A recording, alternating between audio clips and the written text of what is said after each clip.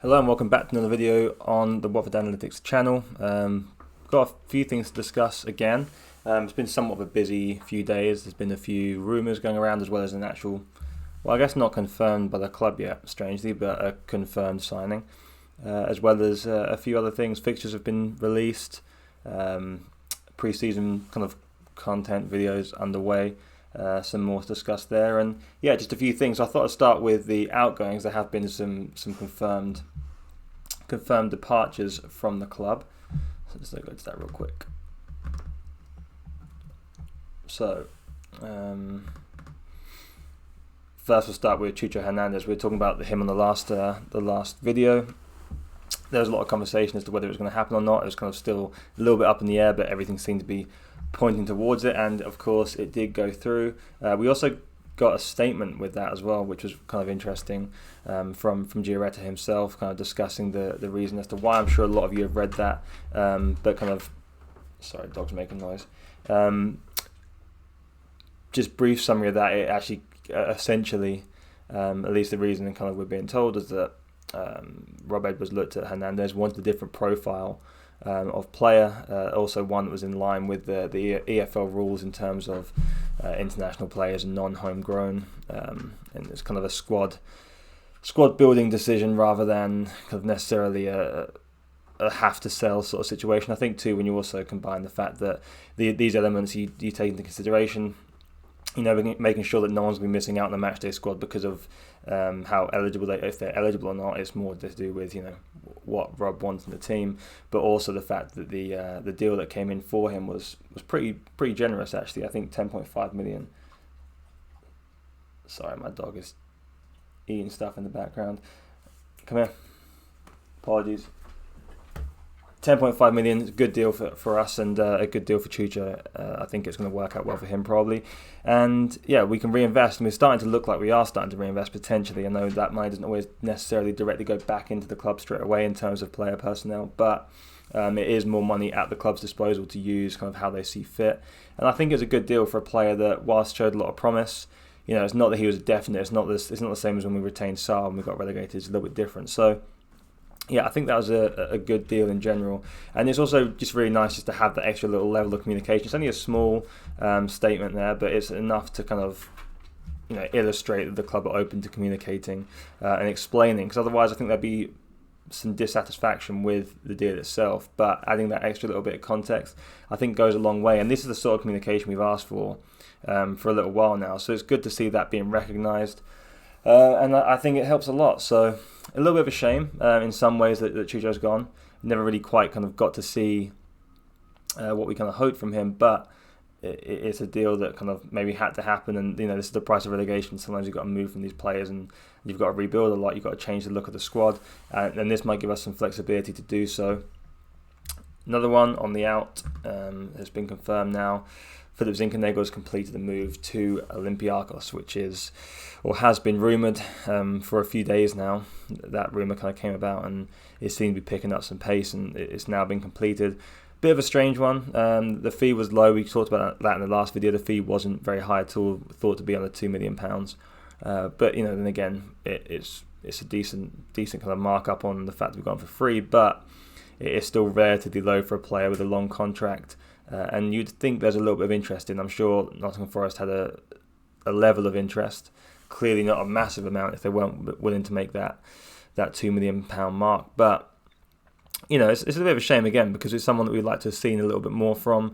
We obviously had a brief kind of sighting of him in the Championship, and he did contribute. And I think last season he showed some real promise. And I know he's 27, turning 28, but I thought he had a really good season last year. And especially when there are some kind of elements of his game that kind of transition quite well into what Edwards is trying to do, especially off the ball in terms of pressure and retention and turnovers and even creativity once he has the ball.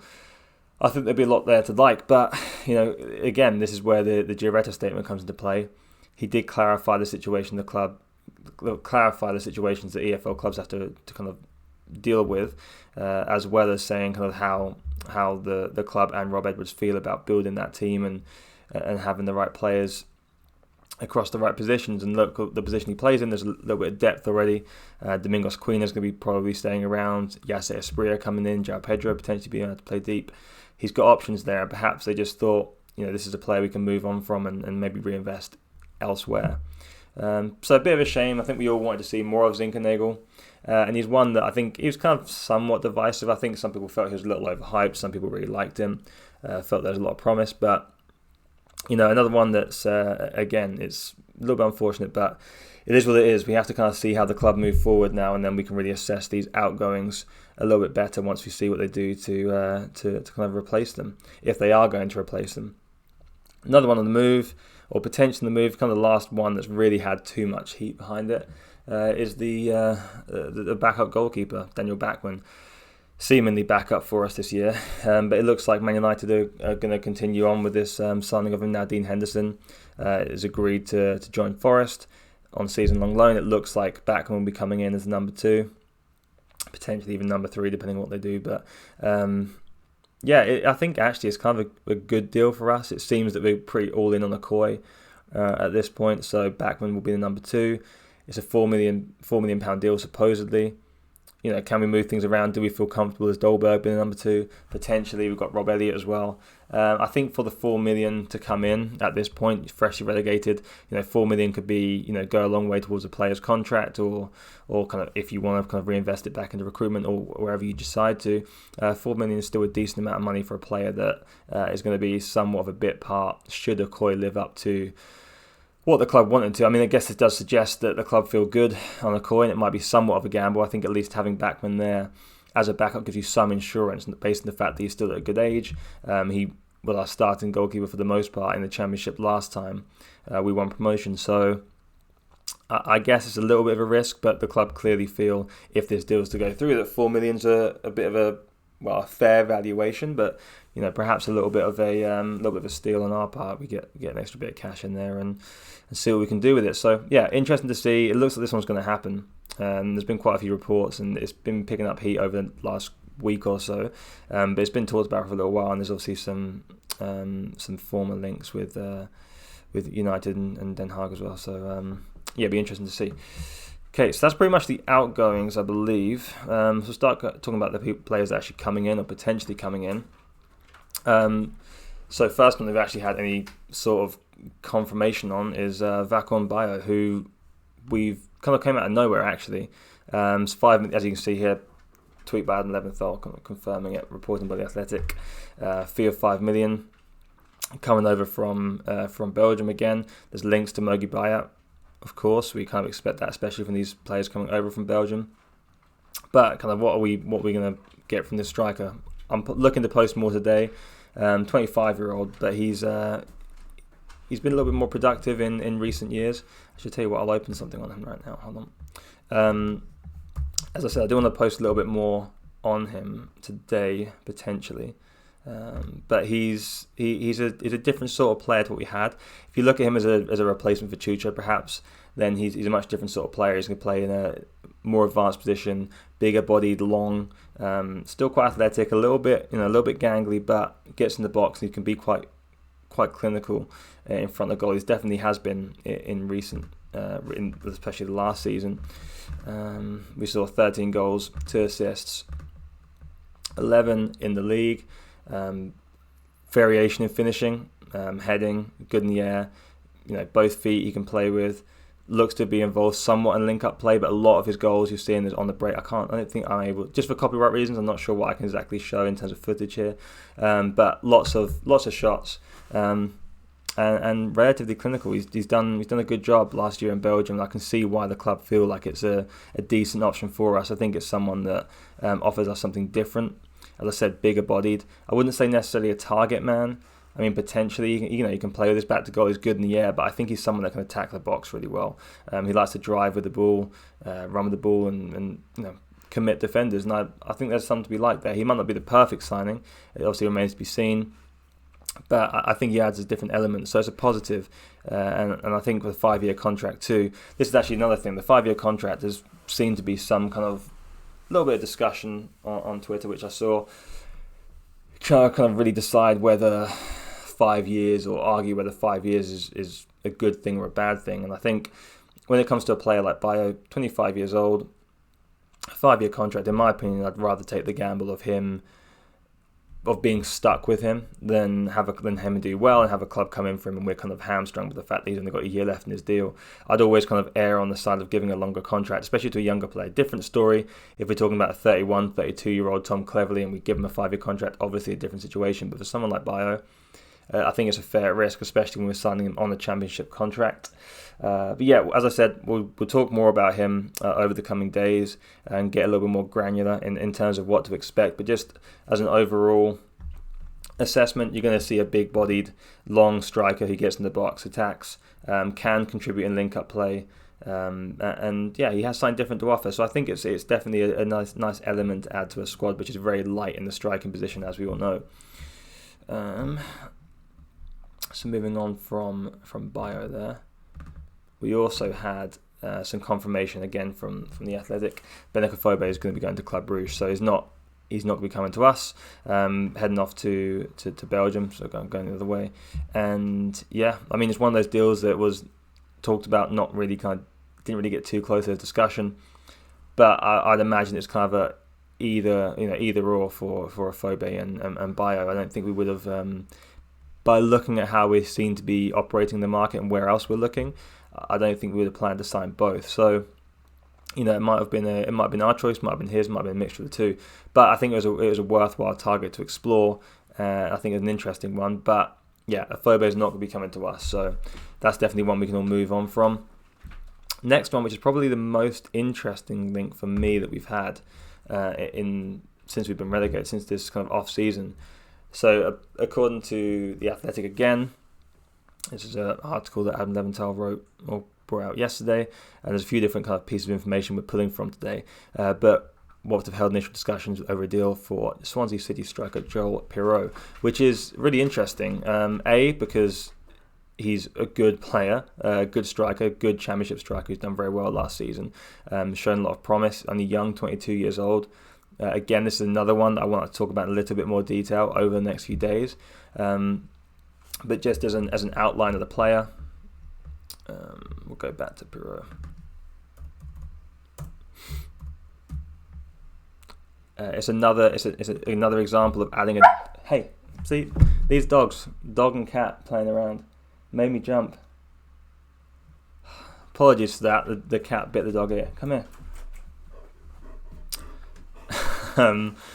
Anyway, as I was saying, different element, different sort of striker, but he's someone that can play a little bit deeper, get involved with link-up play, and there are some similarities to Pedro, not in terms of necessarily style, but the positions he'll take up. Someone that can drop a little bit deeper and help with the link-up play.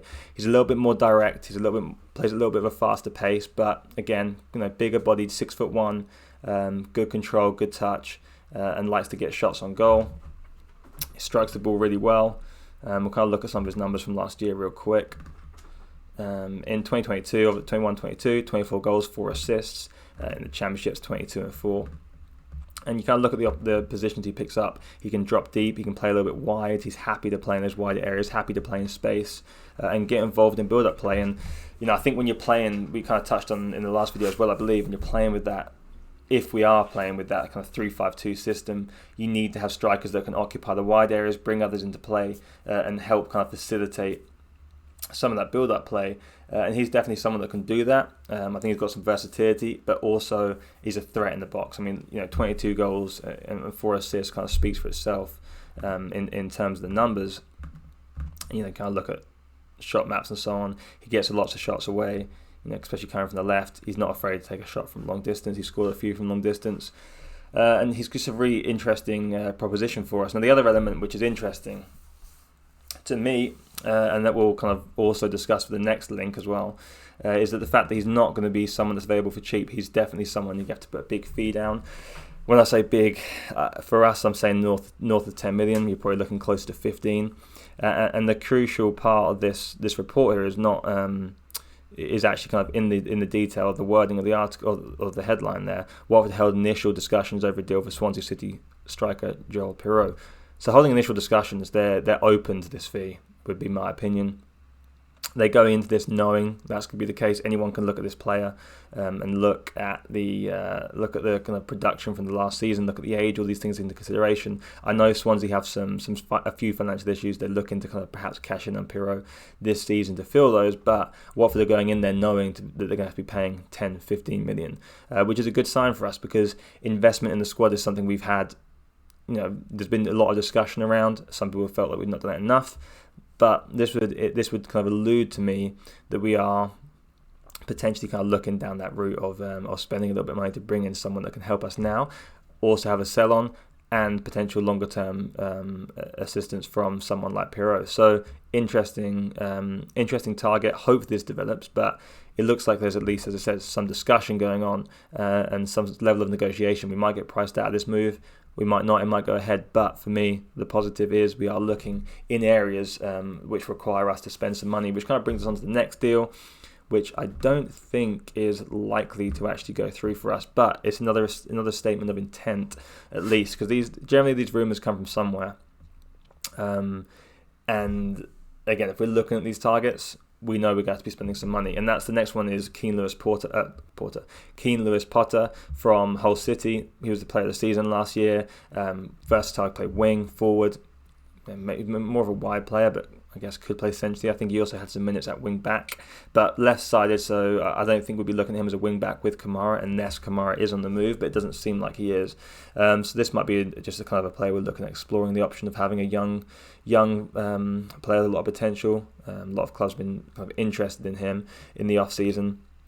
Obviously, Hull will be looking to retain him, but it seems they're asking for a lot. I mean, we're probably talking close to 20 million, if not more.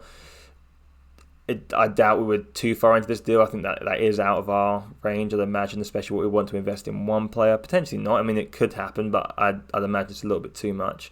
But again, we're showing interest and we're asking questions of these players that we know come attached with a large fee. So I think we have to take that as a positive. It'd be interesting to see what other links kind of come up as the season goes on, or the off season goes on. It's only a few weeks now until things are kind of be picking up. They have to be picking up. The season starts in just a short period of time, and yeah, we are looking. So it's promising, and I just think Keane Lewis Potter is just out of our kind of range, really. Yeah, you see his overview there. He's got good minutes. Yeah, I mean, he split pretty evenly actually between all the kind of wide positions on the left, wing back, left wing, left midfield, and even some minutes in the central position too.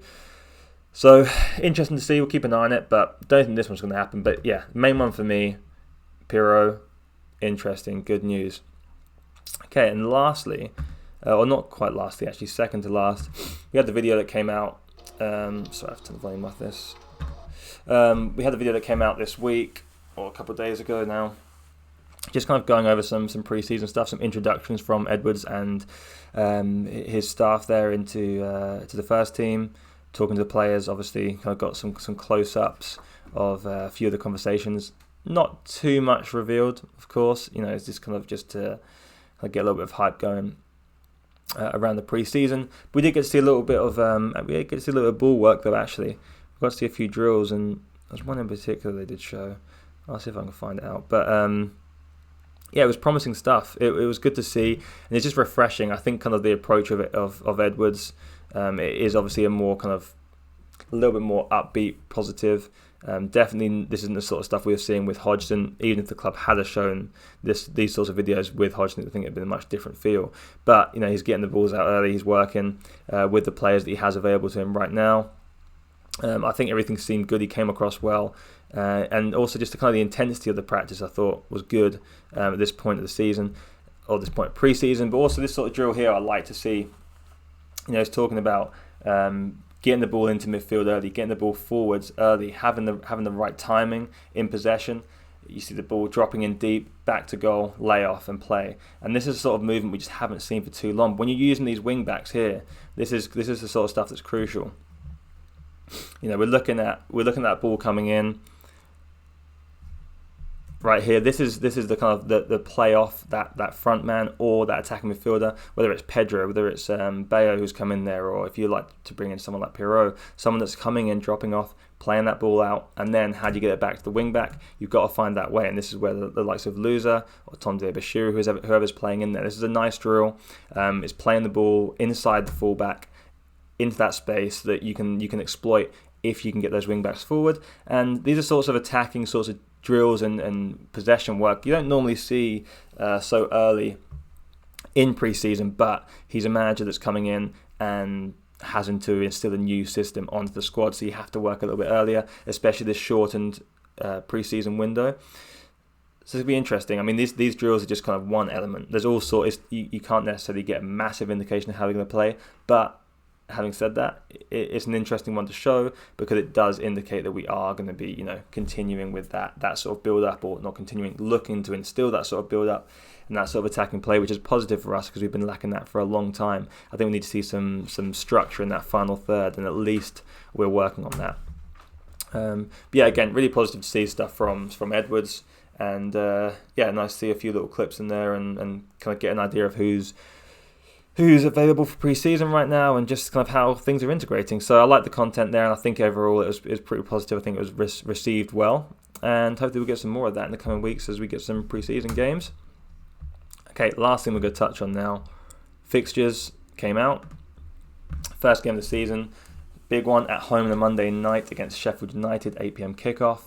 And it's actually quite a tough opening set of fixtures here. I mean, the first three you look at: Sheffield United, West Brom away, Burnley at home.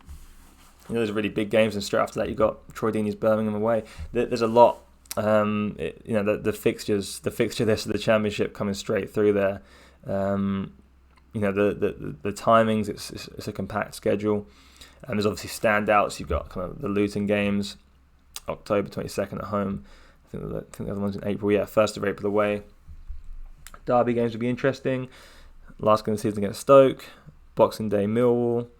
I mean, look, it's hard to kind of pull too much from it now. Obviously, we know how competitive, how tight the league is. It can be, but there are some interesting fixtures to kind of come through here. We've also got the Burnley, West Brom, Sheffield United trio again in February.